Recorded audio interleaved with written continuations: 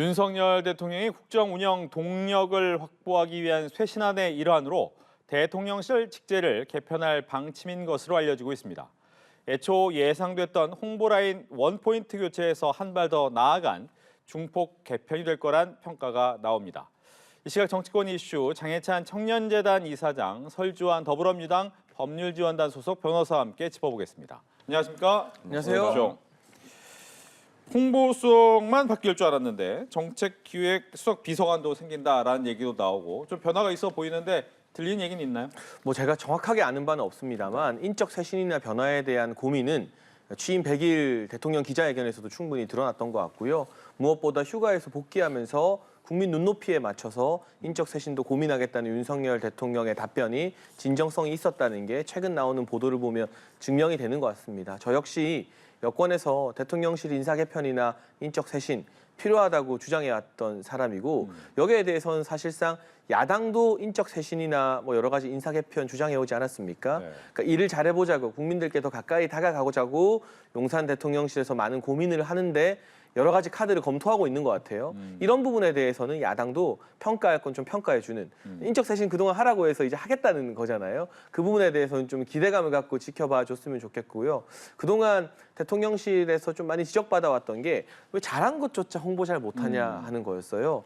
제가 사실 최근에 여러 국방 안보 전문가들과 방송을 하면서 우리가 폴란드에 수출하기로 기본 계약을 맺은 25조 원 규모의 방산 수출이 얼마나 엄청난 의미를 지니는지 저도 공부를 많이 했는데 국민들 잘 모르십니다. 방송에도 많이 안 나오고 있고요. 이런 부분, 윤석열 정부가 국민께 실망을 드린 부분에 대해서는 빨리 수습을 해야 되고 네. 이거 잘했어요라고 자랑할 수 있는 부분에 대해서는 국민들께 적극적으로 더 알려야 되거든요. 그런 부분에 있어서 아마 어떤 식으로 결정이 날지 모르겠습니다만 홍보 기능의 강화가 필요하다라는 결론을 내린 것 같고 그에 못지않게 정책이나 기획 분야를 총괄하는 자리를 만든다는 것은 애초에는 책임장관제를 사실 윤석열 대통령이 천명하면서 네. 부처에 많은 자율권을 줬습니다. 이 원칙이 그대로 유지되겠죠. 다만 이 책임장관제 자체가 대통령제에서 거의 처음 시행되는 것이다 보니 교육부 장관 사태도 그렇고 손발이 좀 안 맞는 모습을 국민들께 보여드렸어요. 이걸 노정하기 위해서 정책이나 부처 간 조율을 책임지는 부서가 대통령실에 필요하다라는 또 이 시행착오 끝에 새로운 개선점을 찾은 게 아닌가 싶어서요. 저 개인적으로는 기대감을 많이 가지고 있습니다. 네. 작은 대통령실을 네. 추구하다가 좀 부족하다라고 해서 좀 늘리는 것 같은데 잘하는 건가요? 일단은 좀 긍정적으로 평가를 하고 싶습니다. 그러니까 기존에 예전에는 3수석, 6실 체제였었는데 지금 예를 들어서 3실, 2실, 5수석 체제로 갔었거든요. 지금까지. 그렇죠. 그러다가 지금 정책 수석을 한 명 더 신설하는 것으로 지금 하고 있는데 어찌됐건 지금까지 문재인 정부뿐만 아니라 그 전에 이명박 정부, 박근혜 정부도 계속 해오던 체제였거든요. 이 시스템 자체가 약간 명칭은 조금씩 정부에 따라서 달라지는 부분은 있습니다. 그렇지만은 이 부분에 대해서 다 기능적으로 이런 것들이 필요했기 때문에 다 이렇게 두고 청와대 시절에 우리가 그렇게 대통령실을 운영을 했었다는 것이거든요. 네. 그렇다고 한다면 그걸 너무 이제 대통령실을 축소하겠다는 공약에 따라서 공약에 너무 맞추려고만 하다 보니까 이제까지 이런 문제들이 있었고 정책 어떤 지금 방금 얘기해 주신 대로 홍보도 문제지만 정말 그 전에 이것을 바라보는 정책의 일관성이라든지 그다음에 정책을 입안하게 됐을 때 이것을 왜 국민들이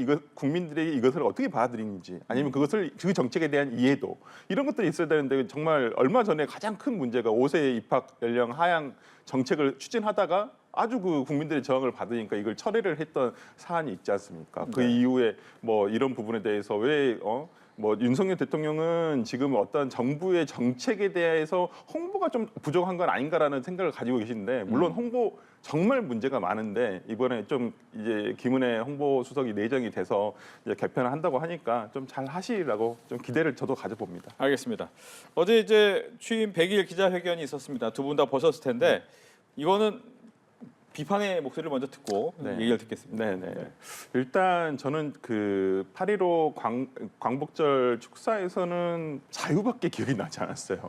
근데 자유가 곰곰이 뒤돌아서 생각을 해보면 무슨 자유지? 약간의 생각이 들었는데 어제 100일 기념 대통령 말씀에서도 보면 국민이란 단어밖에 생각이 나지 않아요. 근데 과연 국민의 말씀을 지금 잘 듣고 계시는지 정말 귀를 열고 계시는지 너무 공허한 메아리가 아닌가라는 생각이 좀 들었고 뭐 다들 비판을 하시지만은 어떤 뭐 구체적인 내용이 좀 부족하다.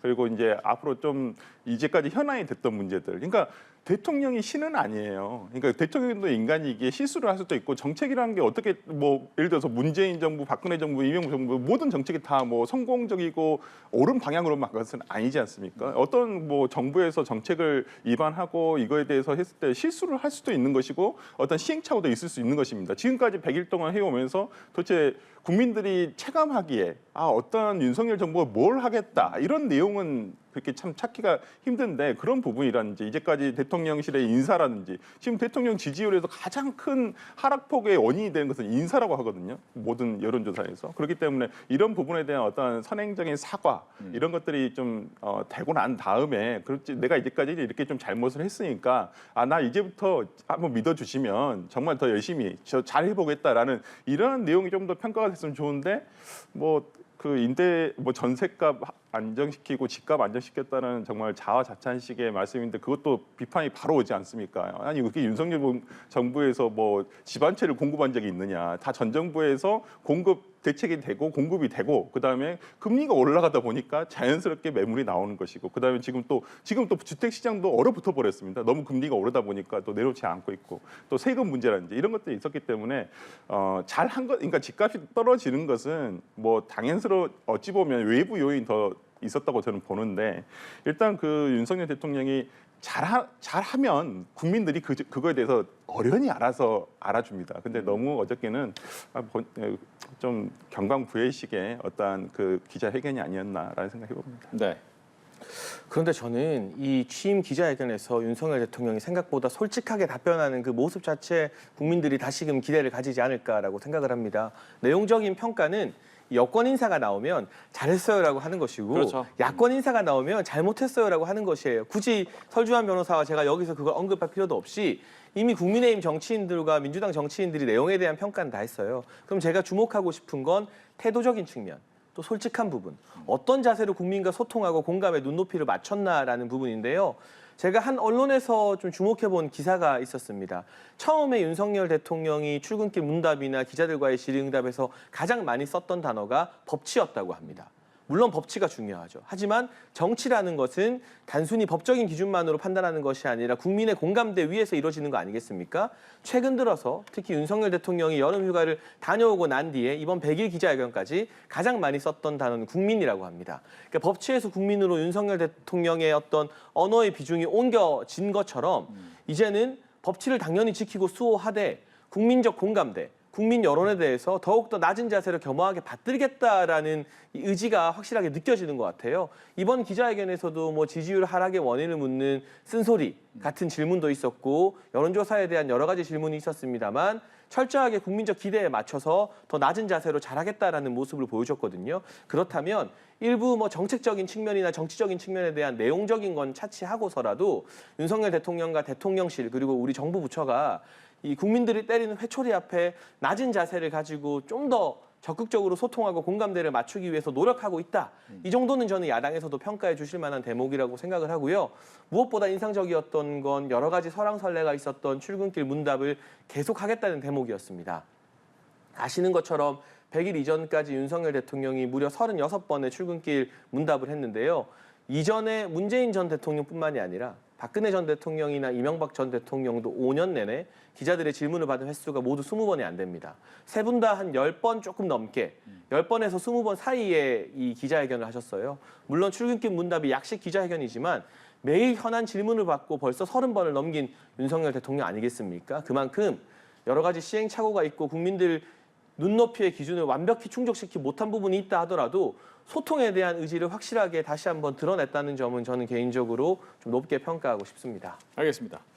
검찰총장이 지명됩니다. 이원석 대검 차장검사 윤석열 라인으로 분류된다는 점을 주목하는 분들도 있고 호남 출신이라는 걸 주목하는 분들도 있고 어떤 걸 더 주목해야 됩니까? 일단 저는 검찰총장 인사 하마평에 오를 때 민주당에서 많이 제기했던 공격 중 하나가 허수아비 되는 것 아니냐. 식물총장. 네, 실권은 다 한동훈 법무부 장관에 있는 거 아니냐라고 막 비판을 많이 했었어요. 그런데 이원석 대검 차장 같은 경우는 뭐 어떤 발표가 날지 모르겠습니다만 지금 언론 보도가 맞다면 대검의 검찰총장 직무대행인 셈이죠. 권한대행이고 검찰총장 대행으로 계속해서 한동훈 장관과 보조를 맞추면서 최근에 연다른 검찰 인사나 여러 가지 중요한 사안 등을 직접 책임지고 결재했던 책임자입니다.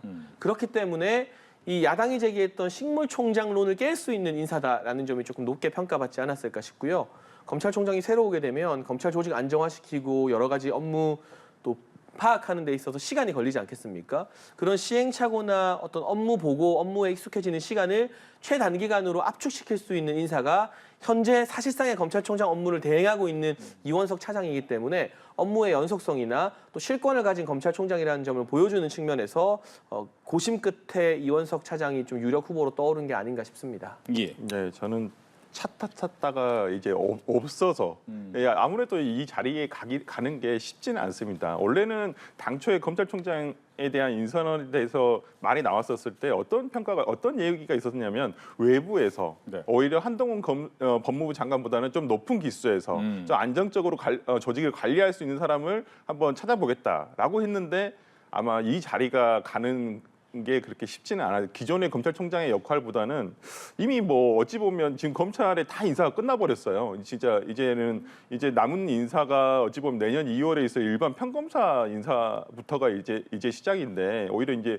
뭐 검찰총장이 거기까지는 아니고 이제 보통 7월달에 있는 이제 뭐 차장검사급이라든지 고검장 이런 이제 간부들급에 대한 인사부터가 이제 본인의 어떤 역량을 보여줄 수 있는 것인데 네. 그런 면에서라면 뭐 얼마 전에 좀 예상은 충분히 됐었죠. 법무부 장관이 뭐 지금 이원석 차장과 충분히 협의를 해서 인사를 했다라고 하니까 어떤 윤석열 대통령과 한동훈 법무부 장관의 어떤 의중을 충분히 알고 이렇게 실행을 할 수 있는 사람이라는 점에서는 뭐 가장 유력한 4명의 후보 중에서 가장 유력한 사람이 아니었나 생각이 봅니다. 알겠습니다. 또 하나 이제 북한 얘기까지는 하고 이제 대통령실 얘기는 그만하겠습니다. 북한이 담대한 구상을 이야기하고 어제가 또 취임 100일이었는데 바로 미사일을 2발을 쐈습니다. 좀 정부 입장에서는 좀 담대한 구상을 얘기 더 해보고 싶었는데 좀 분위기는 안 좋아진 것 같네요. 근데 크게 예상하지 못한 바는 아니었어요. 사실 많은 안보 전문가들이 북한의 도발이 지속적으로 강화될 것이다라고 전망하고 있지 않습니까? 중요한 건 우리는 소위 말하는 보수 정부에서 제시했던 어떤 해결책보다 훨씬 더 담대한 구상을 지금 북한에게 던져놓은 겁니다. 그럼 김정은 위원장도 고민을 하겠죠. 이걸 받아 마라? 좀 더 좋은 조건을 받을 수는 없을까 등등의 그 과정에서 도발 수위를 차근차근 높여나가면서 이 대한민국이나 한미동맹의 인내심을 테스트할 텐데요. 여기에 대해서 윤석열 정부나 한미동맹이 좀 뚝심 있게 대처할 필요가 있다고 생각을 합니다. 그때그때의 도발에 우리가 규탄을 하면서 원칙 있는 일관성을 보여주는 게 가장 중요해요. 북한이 도발 수위를 더 높이지 않을까? 무슨 실험을 하지 않을까? 그럼 우리가 이때다 싶어서 그것만은 막기 위해서 뒤에 감당하기 힘든 감언 이설로 김정은 위원장을 뭐 정상회담 무대로 호출하거나 이런 식의 외교가 지난 정부에서 실패했던 대북 외교인 것이거든요. 결국 하노이 노딜 이후에 긴장 관계가 더 강화되지 않았습니까? 그 와중에 우리 공무원이 서해상에서 목숨을 잃는 참 끔찍하고 비극적인 사고도 일어났었고요. 그렇기 때문에 도발 수위를 높이더라도 거기에 대해서 우리의 원칙은 분명하다. 담대한 구상이나 대화 제의를 받아들이지 않는 경우에는 어떠한 당근도 그때그때 임시 방편으로 주지 않겠다라는 걸 북한 지도부에게 명확하게 인식시키기 위한 인내의 시간이 저는 어느 정도 소요될 거라고 보고 북한도 그 인내의 시간을 겪으면서 대한민국 정부의 확고부동한 원칙을 깨닫게 된다면 결과적으로는 담대한 구상을 수용하는 방향으로 대화 제의의 어떤 틀 안으로 나오지 않을까 싶습니다. 예. 네. 제발 그러니까 이 보수 정권과 진보 정부의 어떠한 그 차이에 따라서 대북 어떠한 그 대응 기조가 약간의 변화는 있을 수 있습니다. 그렇지만은 저는 얼마 전에 윤석열 대통령이 말한 대로 국익을 위해서 항상 외교를 펼치겠다고 하셨거든요. 북한과의 외교도 마찬가지입니다. 국익을 위해서 할 필요는 있어요. 경축사에서 8.6 경축사에서 말씀하신 담대한 구상도 그 내용은 참 뭐 예전에 이명박 정부에서 뭐 비핵 개방 3천이라는 내용과 뭐 크게 달라지지 않는 부분이 있습니다. 물론 발전적인 부분도 있습니다만은 가장 중요한 북한의 체제 보장에 대한 내용이 빠져 있어요. 그렇기 때문에 북한을 이 뭐 전문가들은 이제 북한에서 참 받아들이기는 쉽지는 않을 것이다. 내용들이 뭐 그런 내용들이 있고요. 그래서 이걸 뭐 과거 정부에서는 뭐 DJ 정부에서는 예를 들어서 햇볕 정책이라 해서 지원을 하다 보면 개방이 될 것이다라고 했었어요. 그렇지만은 지금에 와서는 저는 이제 북한에 대해서 어떤 개방만을 요구하고 이럴 뭐 비핵화를 요구하고 이것은 차치하고 이 부분은 상당히 민감한 부분이기 때문에 북한으로서도 상당히 쉽게 결론을 내기는 어려운 문제라고 생각하거든요. 그렇다고 한다면 경제적인 부분이라도 우리나라와 대한민국과 북한이 어떤 뭐 협업을 이어갈 수 있는 문제, 특히 북한에 굉장히 히토류라든지 이런 반도체와 관련된 아니면 배터리와 관련된 이런 자원 광물들이 정말 많이 있다라고 하거든요. 그렇다고 한다면 그런 부분에 대해서도 우리나라가 지금 윤석열 대통령이 가장 중점시하고 있는 반도체 부분, 그다음에 지금 차세대 먹거리라고 하는 배터리 부분, 이런 부분에 있어서 산업 부흥을 위해서라도 북한과의 경제적 교류를 닫고만 있을 게 아니라 조금씩은 열어가는 방향을 잡아야 되는 것은 아닌가라 생각해 봅니다. 알겠습니다. 이제 국민의힘 이야기로 넘어갈 텐데 이준석 전 대표가 이제 가처분 신청을 냈는데 조금 전 나온 이제 법원발 기사를 통해서는 이 가처분 신청이 이번 주 안에 결정 내리긴 좀 쉽지 않다.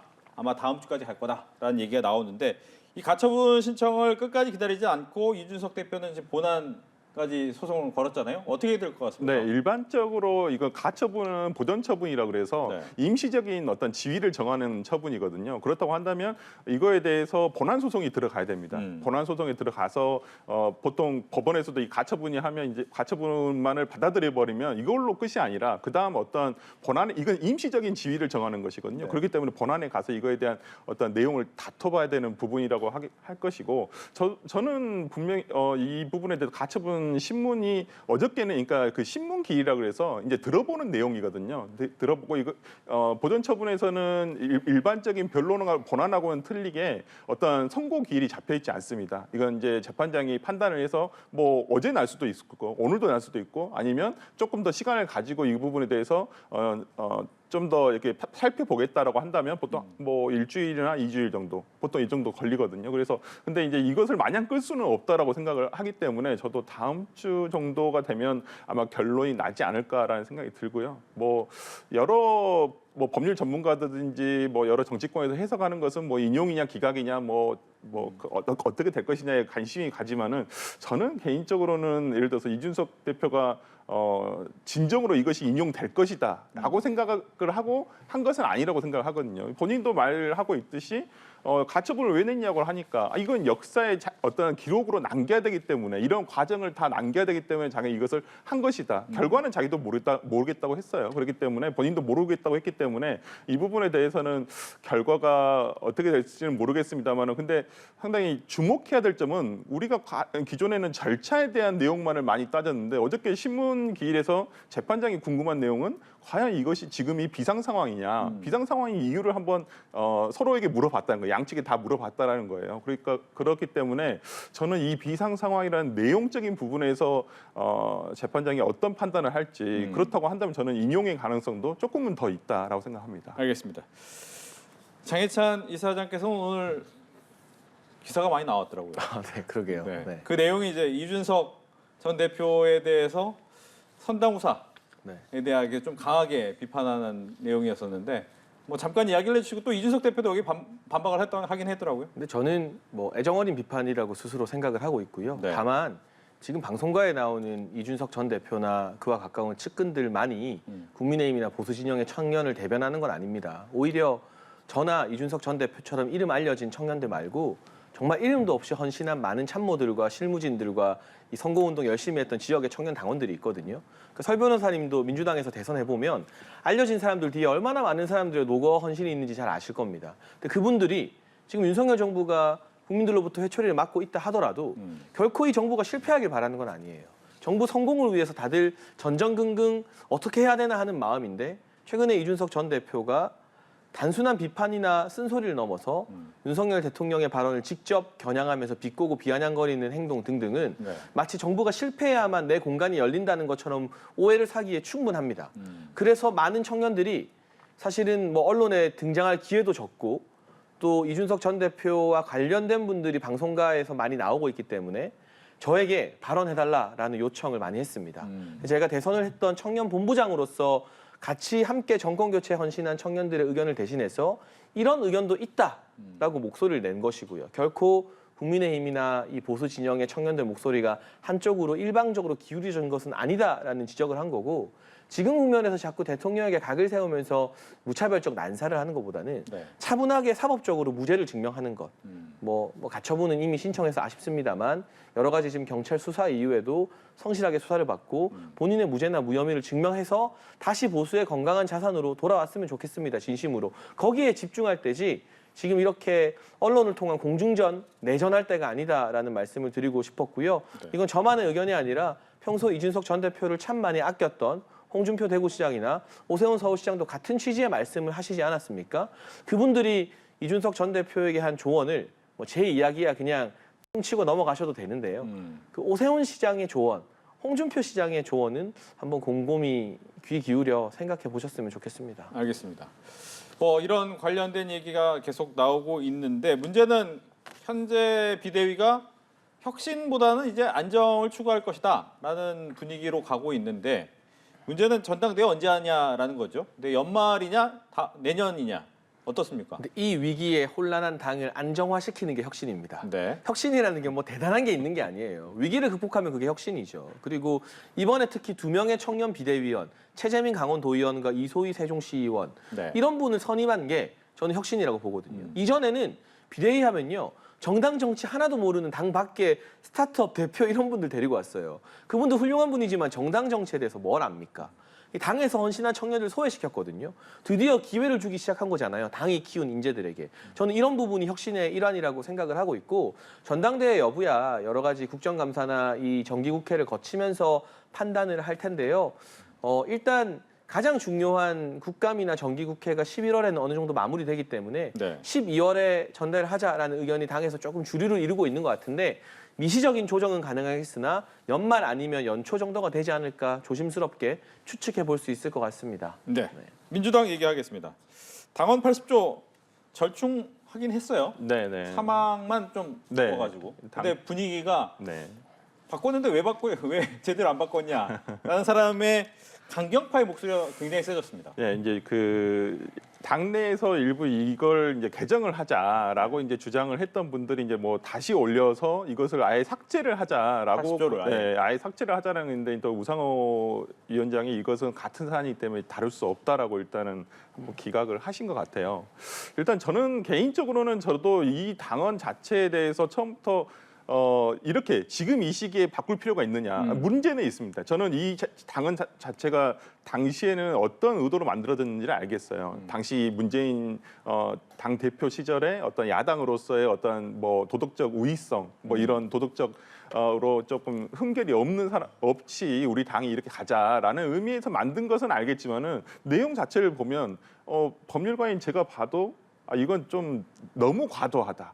일단 기소만 되면 정지가 돼버린다고 한다면 저는 이건 조금 과도한 것은 아닌가. 이 사람이 여기냐면 우리가 무죄라는 게 있지 않습니까? 기소를 하더라도 대부분 가서 무죄 받은 경우도 뭐 가끔 있단 말이에요. 네. 그러면 그렇다고 한다면 한 명의 정치인에게 이런 기소로 인해서 나중에 무죄가 밝혀지기까지 또 시간이 한 굉장히 오래 걸리지 않습니까? 그렇죠. 그렇다고 한다면 한 명의 정치인에게 악용될 소지도 있거든요. 근데 그러나 저는 이것이 지금 뭐 이재명 의원 입장에서는 굉장히 본인도 난혹스러울 거예요. 당황스러울 거예요. 왜냐하면 꼭 이걸 자기 때문에 바꾸자는 것은 아닌데 이게 참 어찌 보면 윤석열 이제 검찰총장 출신의 대통령 그러다 보니까 이런 오해 아닌 오해. 저는 그래서 당헌 80조는 나중에 개정은 돼야 된다고 생각하지만은 지금으로서는 저는 뭐 이 정도로 절충안을 하고 다음에 뭐 이재명 당대표 관련이 없을 때 이걸 개헌을 하든지 그렇게 했으면 좋겠습니다. 알겠습니다. 여기에 또 한 게 있던 게 이제 국정조사 요구서 제출인데 네. 내용이 이거예요. 사적 채용 등의 의혹을 좀 규명하자라는 내용인데 단독으로 한다는 건가요?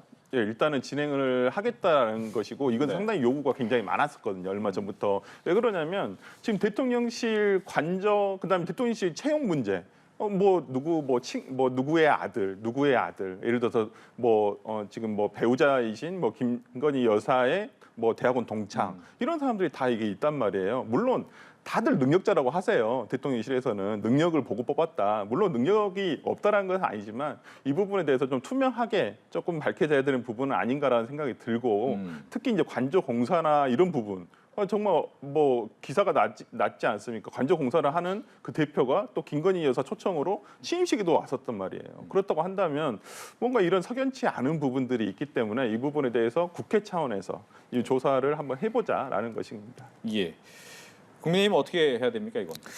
그런데 이 국정조사라는 거 지금 윤석열 정부 초기 지지율이 하락 국면이라고 해서 민주당이 너무 막 던지는 것 같아요. 이거 국정조사 글쎄요, 권성동 원내대표가 말한 것처럼 정치적 금도를 벗어난 생태다라는 생각을 아니할 수가 없고요. 네. 이전에도 문재인 정부 때 역시 과거 노무현 정부 때 역시 청와대에서 정무적으로 결정되는 사안이나 청와대와 관련된 것들은 특수한 보안 사항이기 때문에 이 정치권에서 무리하게 정쟁의 요소로 비난하지 않는 대상이었습니다. 그런데 최근 들어서 특히 윤석열 정부 출범 이후에 이제 구급 행정요원부터 시작해서 정말 전방위적으로 민주당이 비판을 하고 정쟁의 요소로 삼고 있는데 제가 전에도 말씀드렸지만 청와대 정무직으로 채용된 분들은 정년 또한 보장되지 않고요. 지금 민주당이 문제 삼았던 인사들 다 대선 캠프 때 길게는 1년 넘게 단 한 푼의 월급도 받지 못하고 고생했던 사람들일 겁니다. 그런 사람들에게 어떤 적절한 일할 수 있는 기회를 안 주는 게 오히려 불공정인 건 아닌가요? 그런 반문을 좀 드리고 싶고 저는 웬만하면 지난 정부 이야기 이제 좀 안 하고 싶습니다만 과거 이제 김정숙 여사의 의상을 디자인했던 디자이너의 딸을 문재인 정부 청와대에서 특수 채용했던 것 등등 예시를 들고 만약에 이 국정조사의 요구사항을 여당이 문재인 정부 청와대까지 확장시키겠다. 탁현민 전 의전비서관 이제 홍보와 관련돼서 업체 수의계약 참 많이 했을 텐데 그 수의계약들 한 번 다 전수조사해서 아주 약간의 관련성이라도 있으면 전부 다 국조에 세우겠다라고 한다면 민주당에서는 동의할 수 있습니까?